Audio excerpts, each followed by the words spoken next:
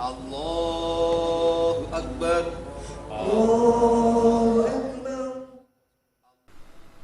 Di terik panasnya matahari, ribuan siswa dan guru Madrasah Aliyah Negeri Tlogo, Kabupaten Blitar menggelar sholat istiqo. Sholat sunnah muakkadah yang meminta pada Tuhan agar segera diturunkan hujan ini tak urung membuat sejumlah jamaah kepanasan karena sengatan matahari.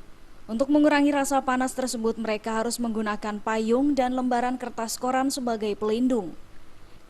Kendati demikian, tidak mengurangi kehusukan mereka dalam menjalankan ibadah sholat berjamaah tersebut.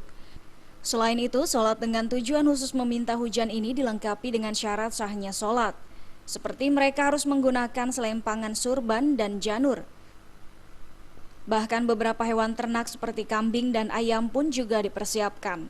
Hal ini sebagai simbol kehidupan yang membutuhkan air.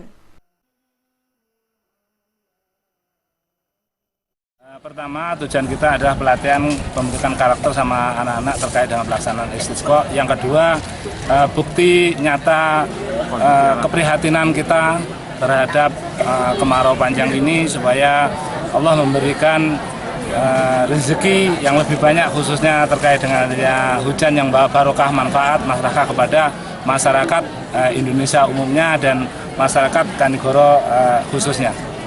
Mengikuti sunnah Rasul, karena pada zaman Nabi juga begitu, sehingga sampai sekarang pun menjadi mutawatir. Bahkan tidak hanya binatang saja, tapi orang-orang tua, anak-anak kecil diajak berdoa bersama, sehingga dengan komponen yang bermacam-macam doa kita akan semakin menjadi makbul, karena doanya orang yang banyak adalah diijabahi oleh Allah SWT. Seperti diketahui bahwa saat ini sejumlah daerah yang ada di Kabupaten Blitar mengalami kekeringan akibat musim kemarau panjang. Dengan digelarnya sholat istiqo diharapkan tidak lama lagi segera turun hujan. Dari Blitar, Jawa Timur, Hairul Abadi melaporkan.